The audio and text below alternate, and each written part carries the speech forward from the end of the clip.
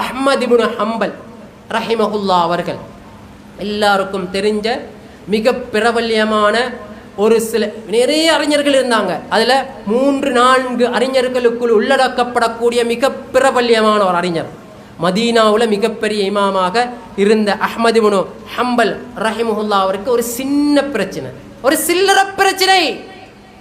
ஆனாலும் சில்லறை பிரச்சனைன்னு இந்த காலத்தில் சும்மா இப்படி தட்டி விடுற மாதிரி விட்டு விடவில்லை. அவர்கள் உறுதியாக இருந்தார்கள், அல் குர்ஆன் மஹ்லூக் அம் கைரு மஹ்லூக். இதான் விஷயம். குர்ஆன் படைக்கப்பட்டதா படைக்கப்படலையா, அல்லாஹ்விலிருந்து அனுப்பப்பட்டதா படைக்கப்பட்டதா?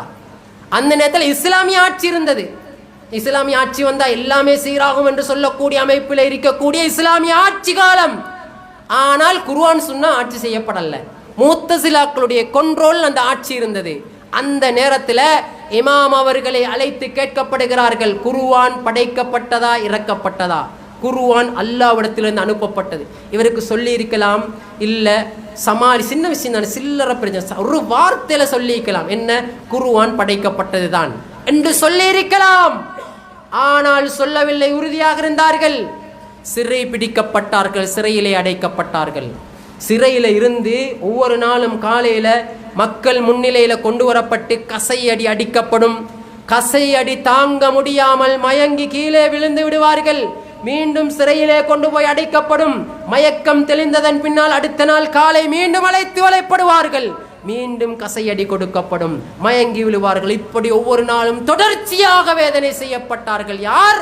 அஹ்மத் இப்னு ஹம்பல் ரஹிமஹுல்லா அவர்கள் ஒரே ஒரு வார்த்தைக்காக வேண்டி இந்த அளவு வேதனை செய்யப்பட்டார்கள். கடைசி வரைக்கும் அவர் குர்ஆன் அல்லாஹ்விடத்திலிருந்து இறக்கப்பட்டது என்பதில் உறுதியாக இருந்தார்கள்.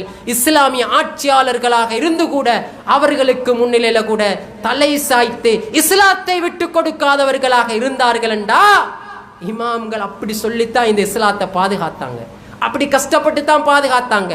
கடைசியில சொன்னார்கள், நான் சொல்லி இருப்பேன், படைக்கப்பட்டது என்று நான் சொல்லி இருப்பேன்.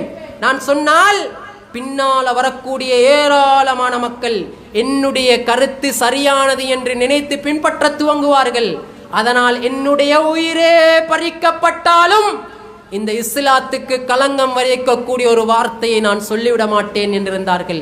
கடைசி காலகட்டத்தில் அவர் தக்பீர் கட்டுறது கை உயர்த்த முடியாத அளவுக்கு அவருடைய சந்து பகுதி உடைந்து காணப்பட்டது கசையடிகள் மூலமாக என்று வரலாறு பேசப்படுகின்ற அளவுக்கு ஒரு சில வார்த்தைகளுக்காக இஸ்லாத்தை விட்டு கொடுக்காத அறிஞர்களாக இருந்தார்.